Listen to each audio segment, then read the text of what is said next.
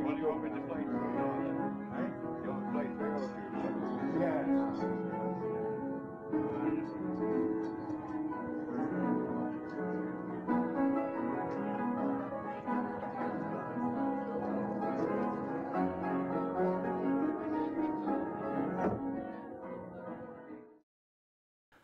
My name is John Bradbury. I was licensee of the grouse on Brampton from 1981 to 91, and then for the peacock on Chatsworth Road from 2002 to 2009. It was an iconic place for people to do I think it was a challenge more than anything. People used to take it on as a challenge to do initially 20 odd pubs, now down to probably about 11, which takes about an hour. It used to take about 5 hours or 6 hours sometimes to do. But it brought a lot of trade into Chatsworth Road.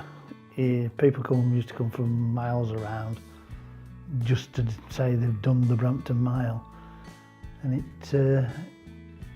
it was a bit of a nuisance sometimes. You can imagine, people thought they could drink forever, and they can't. It used to come back. It used to come back, and somebody had to clean it up. We keep the old mop and bucket by the door, just in case. That was down at the grouse.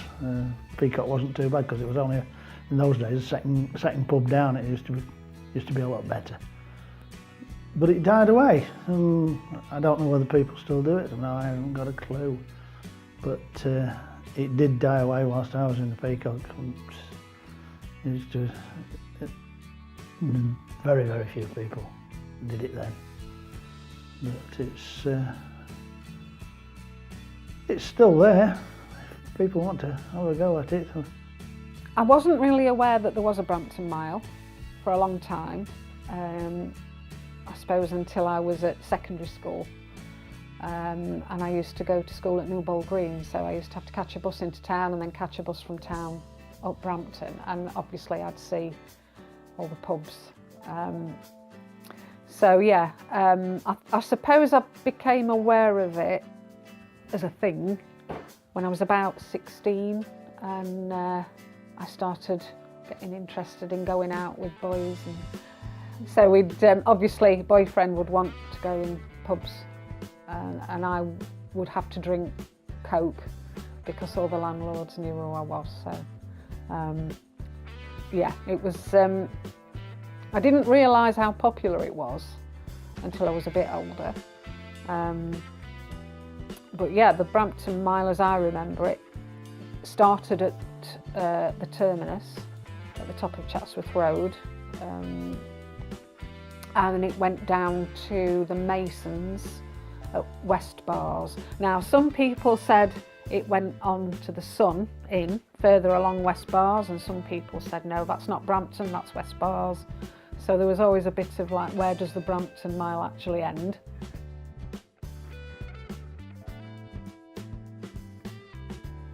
I think obviously in the 80s, when we saw Robinson's start to diminish, the pits closed, Britain was thrown into this manufacturing disaster where, you know, companies were closing, and I think Brampton in general went through a bit of a slump.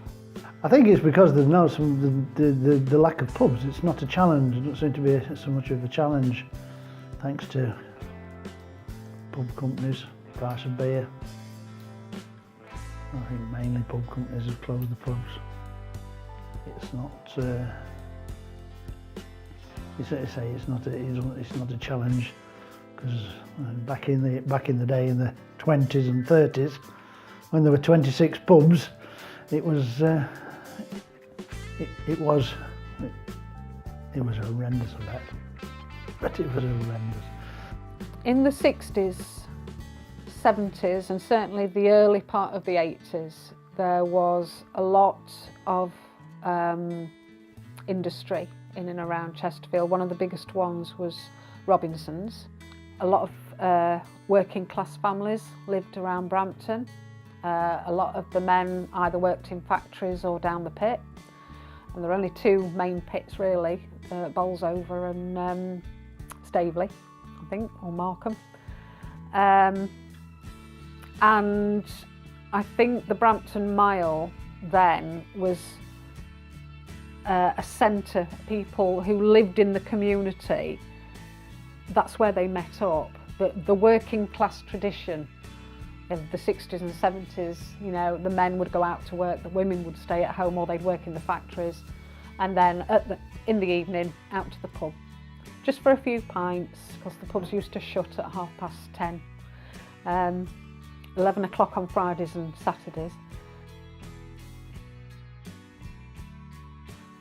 Yeah, quite a wide variety, but it was a very locals pub. When I say locals, not that people particularly lived locally, but they used to class it locally. You used to be able to tell. They used to come in at the same time every night, and it was the time when people used to go out 7 nights a week,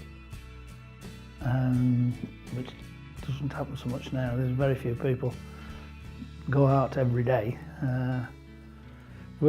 And it tended to be night time. People's drinking habits changed when the hours changed, when the licensing hours changed from 11 till 3 and 5:30 till 10:30 originally.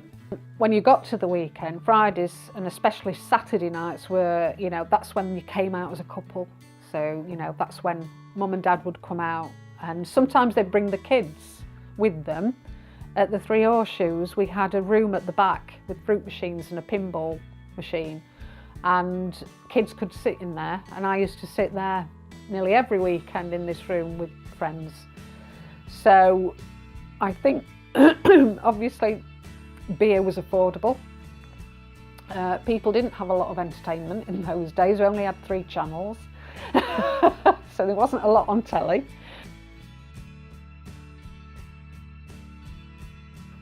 It's things have changed, unfortunately. So not for the better, in my opinion. I think it used to be a good community. Everybody looked after everybody else. If somebody wanted, used to have the grouse. We used to have customers that used to, if they weren't coming in, used to ring up and say, "We won't be in tonight," because they knew that if they didn't, somebody would be going knocking on the door saying they're all right. Brampton wasn't then a very desirable place to live. It was a bit of a dump. So that affected the pubs, obviously. People couldn't afford to go out to the pubs.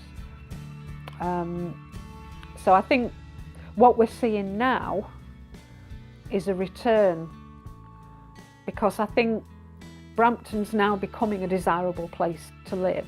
The house prices in Brampton are quite high compared to some areas of Chesterfield. It's got good schools, you know, and all the businesses that are opening along Chatsworth Road. It's a bit like a seafront, you know, there's restaurants, there's coffee shops, and some really, really nice places to go and eat, you know.